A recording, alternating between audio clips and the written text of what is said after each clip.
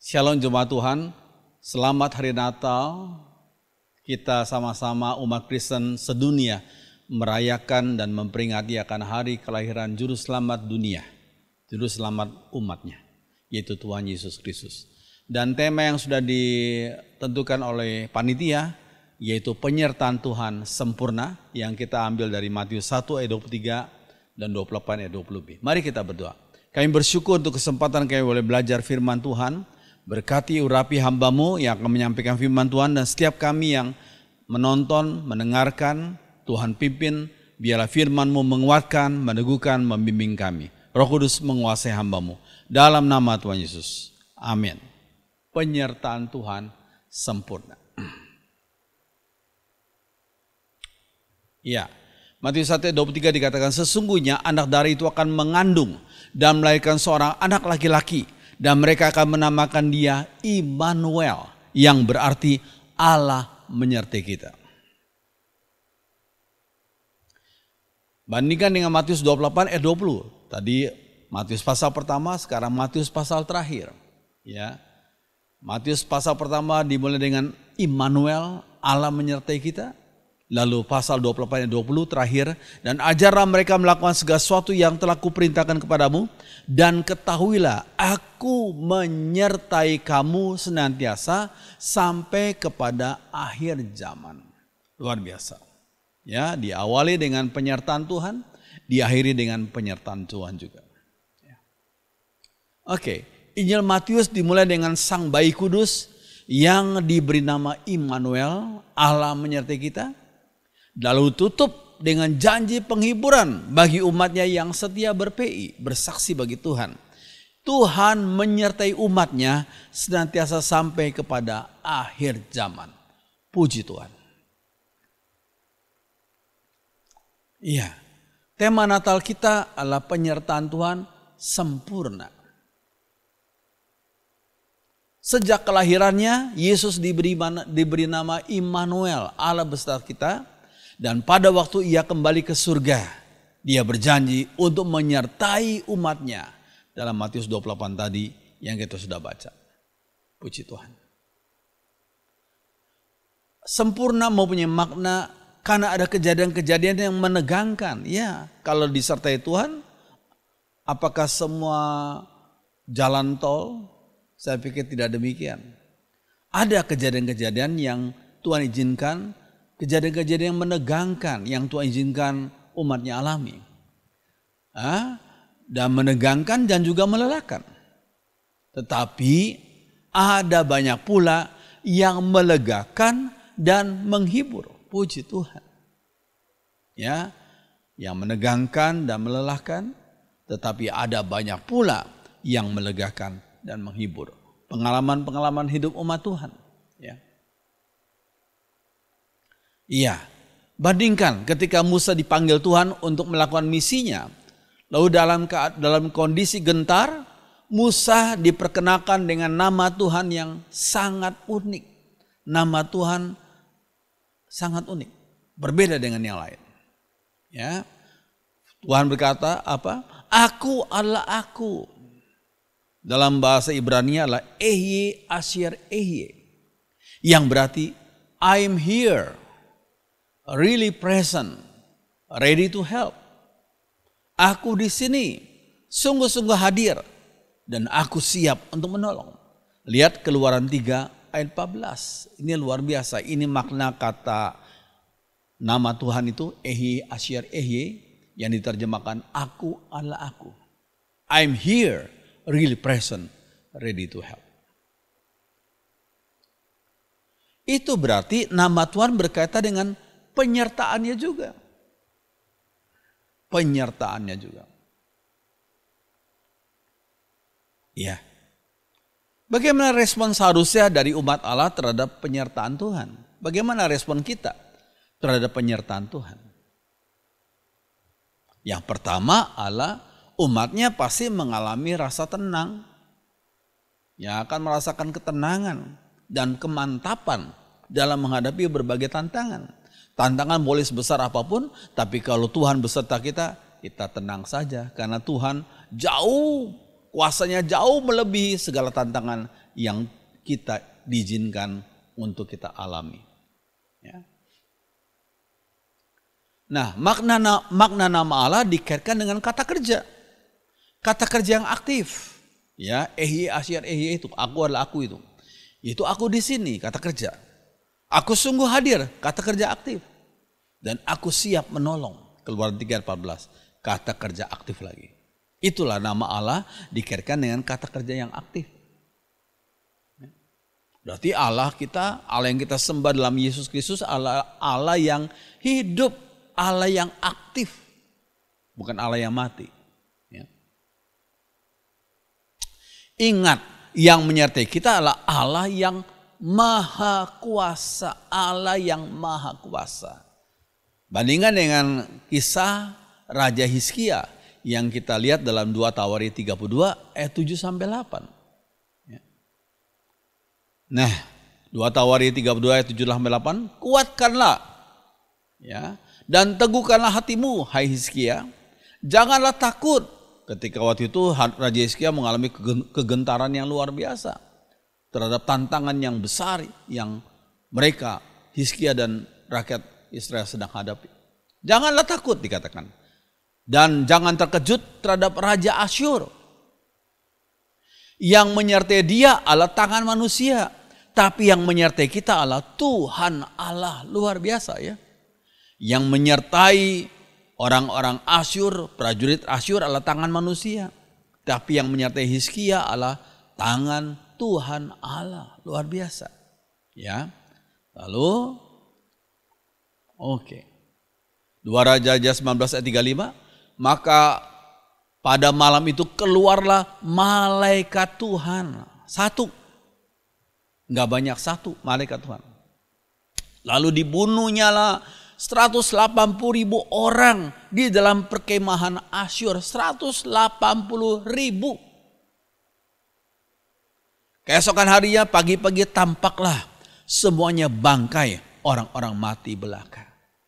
Jadi satu malaikat Tuhan bisa membunuh 180.000 tentara Asyur yang gagah perkasa. Jadi kalau kita berdoa, ya Tuhan lindungi anakku, kirimlah malaikat-malaikat Tuhan. Saya pikir permintaan itu terlalu serakah. Firman Tuhan berkata apa? Satu malaikat Tuhan bisa membunuh 180.000 tentara Asyur. Jadi kita cukup berdoa, Tuhan lindungi anak kami, lindungi cucu kami, lindungi suami istri kami. Ya, dengan malaikat Tuhan. Cukup satu. Ya, itu satu hal yang kita perlu perhatikan. Menurut firman Tuhan katakan demikian. Ya. Oke. Allah yang menyertai umatnya itu maha kuasa. Maksudnya, ia yaitu Allah dapat melakukan segala sesuatu yang ia kehendaki. Yang ia kehendaki, yang Allah kehendaki, dia dapat lakukan segala sesuatu. Ya, yang ia kehendaki. Jika yang Tuhan kehendaki tidak sesuai dengan kehendak manusia, jika yang Tuhan kehendaki tidak sesuai dengan kehendak kita lah yang perlu disesuaikan dengan kehendaknya. Kita tidak memaksa agar kehendak Tuhan untuk sama dengan kehendak kita, tidak. Tapi kehendak kita lah yang terbatas ini, yang pengetahuan kita juga sangat kurang ini, perlu disesuaikan dengan kehendak Tuhan. Ini penting sekali. Kehendak Tuhan yang paling tepat dan terbaik. Walaupun tidak enak bagi kita secara manusia. Kita maunya yang enak, yang nyaman, yang lancar. Ya, tapi Tuhan mau melatih kita, ya, mau melatih anak cucu kita, ya, biarlah kehendaknya yang terbaik itu yang jadi, ya, kehendak yang paling tepat dan terbaik, the best itu, ya. Oke, ini penting sekali. Nah, ini satu pengalaman kami 21 tahun yang lalu secara gereja, ya. Setelah gereja itu dibangun, di bagian belakang rumah salah satu anggota kami ada gudang lama, kami bongkar, dijadikan semacam aula untuk kebaktian kami di bagian belakang rumahnya ya. Dan bisa memuat 300 orang. Ya, kami bangun selama 3,5 bulan. Paginya kami adakan kebaktian peresmian. Ternyata malamnya ada 2 spanduk ya, yang tertulis itu, yang saya foto cuma 1, tapi sebenarnya 2 ya, kiri kanan ya. Pada malam setelah peresmian, gereja kami dipasangi 2 spanduk keberatan masyarakat. Ya. Karena berdekatan kurang dari 200 meter dari rumah ibadah mereka. Mereka keberatan. Bagaimana? Ternyata ketika kami menghadap lurah pada besok paginya, ya, waktu itu kami ada di Surabaya, jadi kami tunggu 1 hari lagi, baru kemudian kami menghadap lurah. Ternyata sulit sekali. Ya, akhirnya sudah, gedungnya sudah kami bangun, bagian belakang bisa muat 300 orang itu, ya kami berikan kepada pemiliknya. Ya, puji Tuhan. Kami untuk setahun lagi kami beribadah di aula sekolah seminari baptis Semarang. Ya, tapi kemudian Tuhan memberikan kami gedung. Ya, setelah beribadah lagi di aula seminari baptis selama setahun, kemudian Tuhan memberikan kami tempat ibadah baru di kompleks Anjas Moro, Kafling 7 yang kami pakai sekarang ini.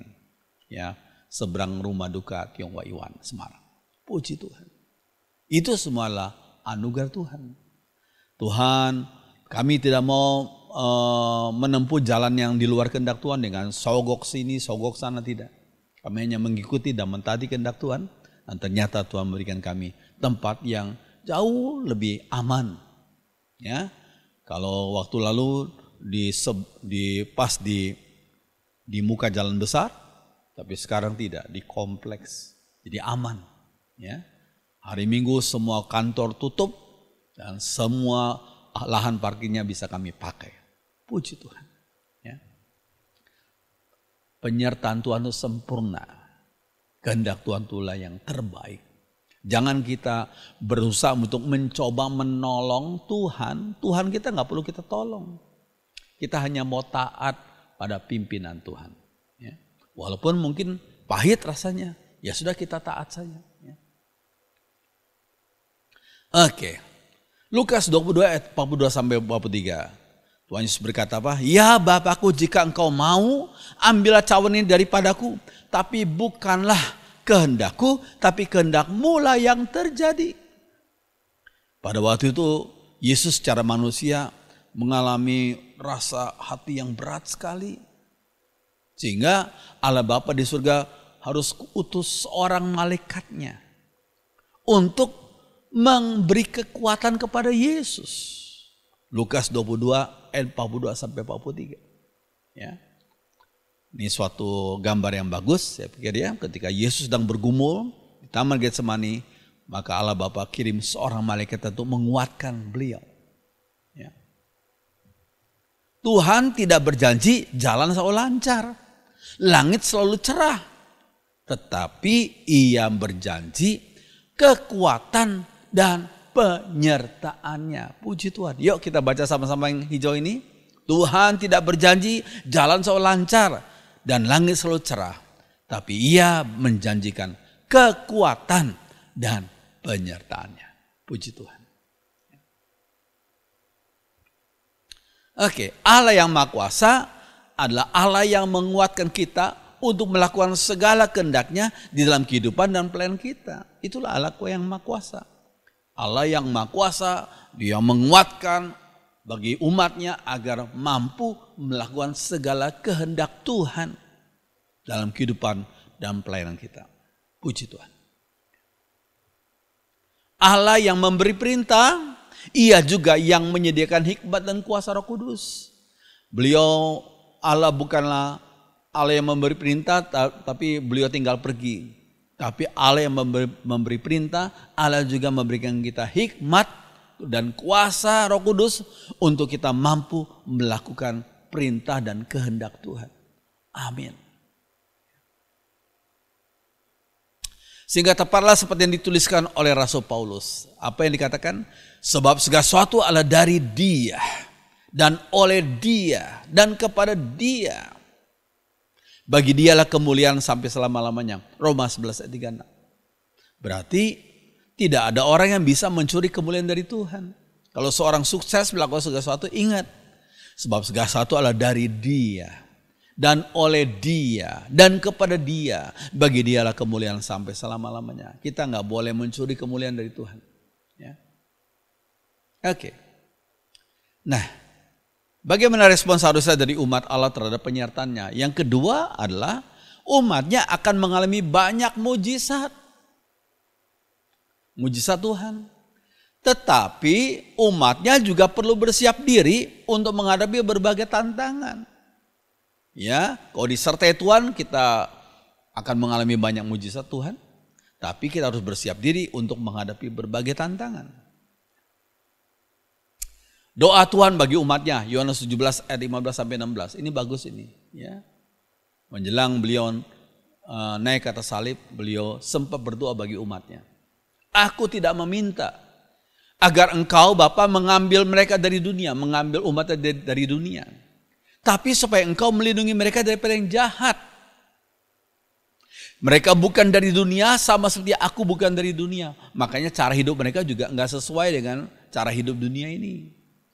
Mereka akan mengikuti prinsip-prinsip yang dikehendaki Tuhan. Sehingga menghadapi tantangan, menghadapi kesulitan, menghadapi aniaya dari dunia. Ya. Tapi Yesus berkata apa? Aku tidak minta agar Engkau mengambil mereka dari dunia, tapi supaya Engkau melindungi mereka daripada yang jahat itu. Puji Tuhan. Puji Tuhan. Ya, bagus ini dalam bahasa Inggris dikatakan, we are still in this world, but we are not worldly. Kita masih ada di dunia, tetapi gaya hidup kita, cara pelayanan kita tidaklah duniawi. We are still in this world, but we are not worldly. Amin. Oke, setiap saat umatnya menghadapi 3 musuh. Yaitu apa?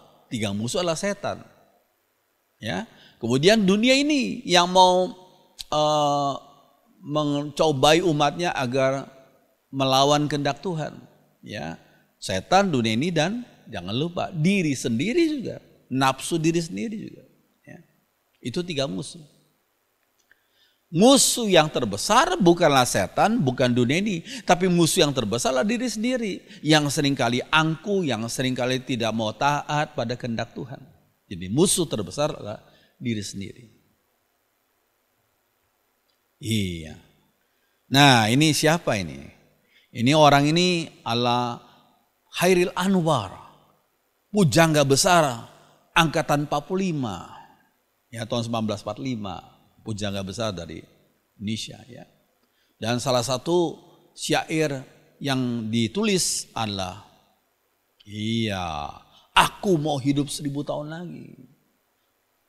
Jika tiba waktuku, ya, kalau tiba saatku, ku tak mau seorang kan melayu. Tidak juga kau. Tidak perlu seduh-sedan itu. Aku adalah binatang jalar. Binatang jalang yang dari kumpulan yang terbuang, ya, dia pokoknya nerobos terus, ya. Dan dikatakan, dan bagian terakhir dari sanjak itu, aku mau hidup 1000 tahun lagi. Ada pembuat lagu mengutip kalimatnya Hairil Anwar ini dengan, ku mau hidup 1000 tahun lagi. Ya, Hairil Anwar pernah berkata demikian. Tapi kenyataannya Hairil Anwar cuma 26 tahun saja. Kenapa demikian? Ya, ada berbagai macam penafsiran. Mungkin karena penyakit. Dan penyakit itu berkaitan dengan penyakit sipilis. Saya dengar begitu dari mantan guru bahasa Indonesia saya waktu saya masih SMA. Terus kalian, jadi musuh yang terbesar bukanlah orang lain. Bukanlah setan bahkan. Bukanlah dunia ini, tapi musuh terbesar adalah diri sendiri. Nafsu diri sendiri. Ambisi diri sendiri yang gak sesuai dengan kehendak Tuhan. Itu musuh terbesar. Oke. Amsal 16 ayat 32 betul itu. Tidak cepat marah lebih baik daripada mempunyai kuasa.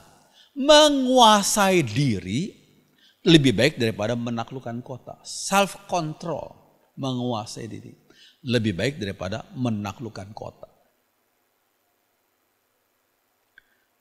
Salah satu rasa daripada buah Roh Kudus yang terdapat dalam Galatia 5 ayat 22 dan 23 itu adalah penguasaan diri, self control.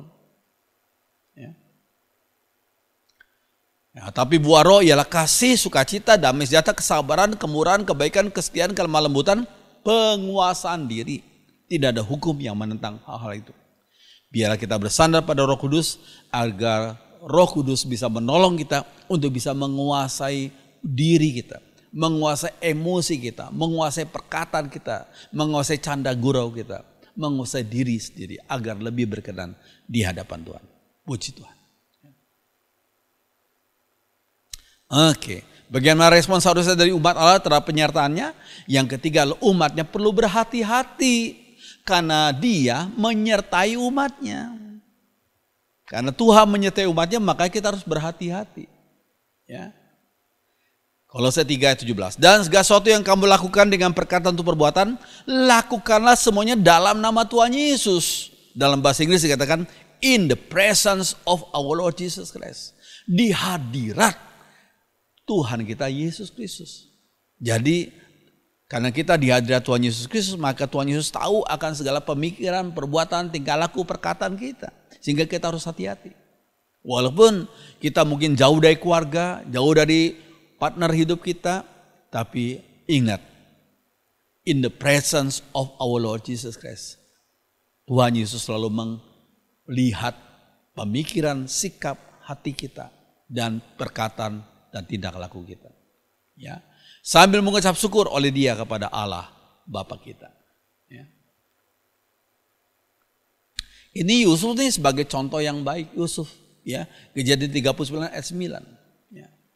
Dikatakan apa? Ketika dia dicobai berkali-kali oleh istri Potifar yang cantik, ya. Perkataan Yusuf kepada istri Potifar menyatakan kesadarannya akan kehadiran dan pengawasan ilahi dalam kehidupan Yusuf. Lihat Kejadian 39 ayat 9. Ya. Katakan apa? Bahkan di rumah ini, kata Yusuf, di rumah Potifar, ia tidak lebih besar kuasanya daripadaku. Tiada yang tidak diserahkannya kepadaku selain daripada engkau. Semuanya diserahkan kuasanya kepadaku. Selain engkau, karena engkau adalah istrinya. Ya, bagaimana mungkin aku melakukan kejahatan yang besar ini dan berbuat dosa terhadap Allah? Bagus ini. Yusuf selalu sadar dia hidup di hadirat Allah. Ya, walaupun kita nggak bisa lihat Allah, tapi Allah melihat kita. Ya, makanya Yusuf walaupun ditawarin, dipaksa, ya, untuk berbuat serong dengan istri Potifar, dia tidak mau. Ya, dia katakan, bagaimana mungkin aku melakukan kejahatan yang besar ini dan berbuat dosa terhadap Allah. Puji Tuhan. Oke, kesadaran Yusuf akan kemahaadaan Allah menghalanginya untuk berbuat dosa. Karena meskipun orang lain gak tahu, tapi Allah itu maha tahu.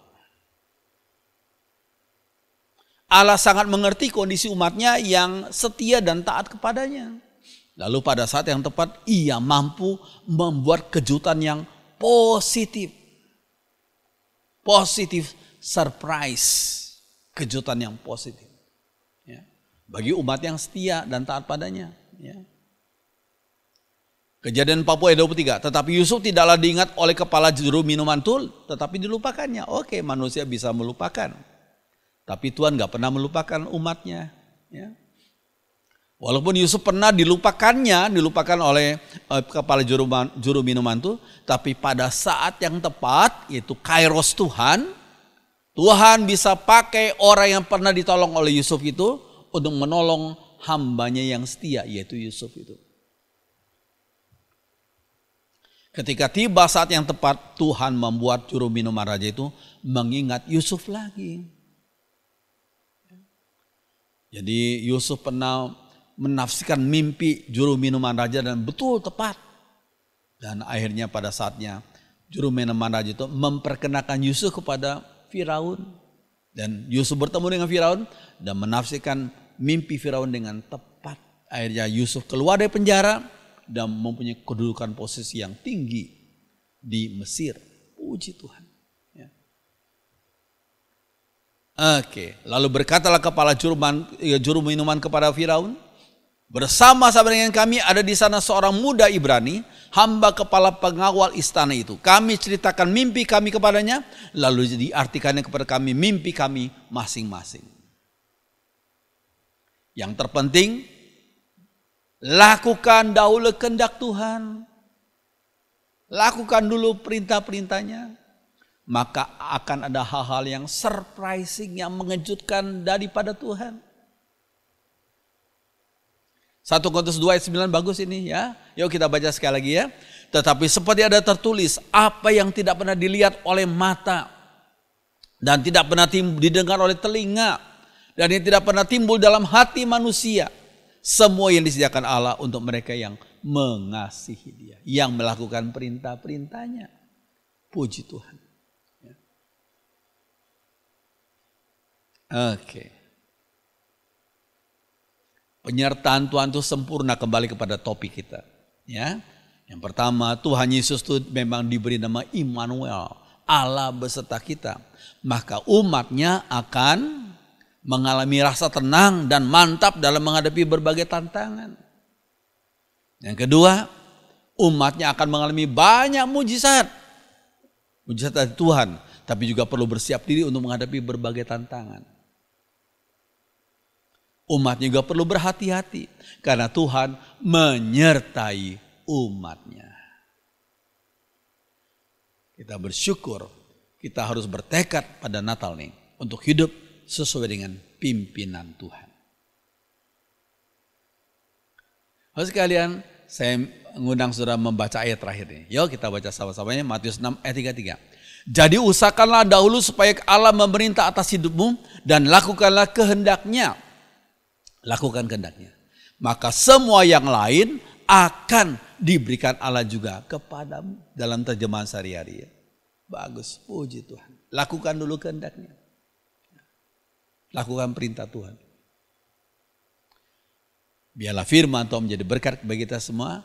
Kita sambut hari kelahiran Tuhan Yesus 2000 tahun yang lalu dengan hati yang bersyukur kepada Tuhan. Mari kita berdiri, kita nyanyikan lagu yang berikut ini. Ku tahu Tuhan pasti bukan jalan. Mari kita berdiri.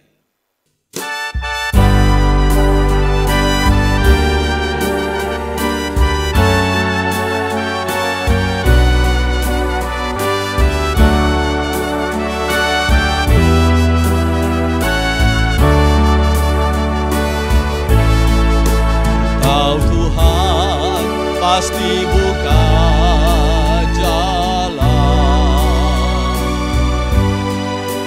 Tahu Tuhan pasti buka jalan.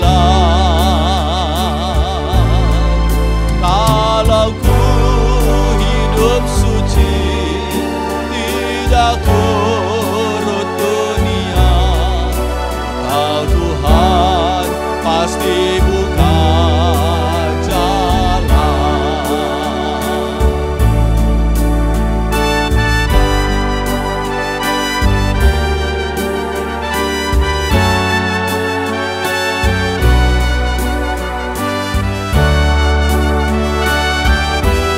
Mari kita nyanyikan bahasa Inggrisnya. I know the Lord will make a way for me. I know the Lord will make a way for me. If I live a holy life, shun the wrong and do the right, I know the Lord will make a way for me. Ku tahu Tuhan pasti buka jalan. Ku tahu Tuhan pasti buka jalan.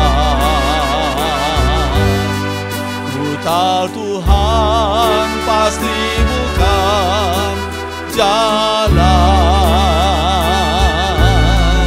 Kalau ku hidup suci, tidak turut dunia, Kau Tuhan pasti buka jalan. Kalau ku hidup suci tidak turut dunia, kalau ku hidup suci tidak turut dunia, Kau Tuhan pasti buka jalan.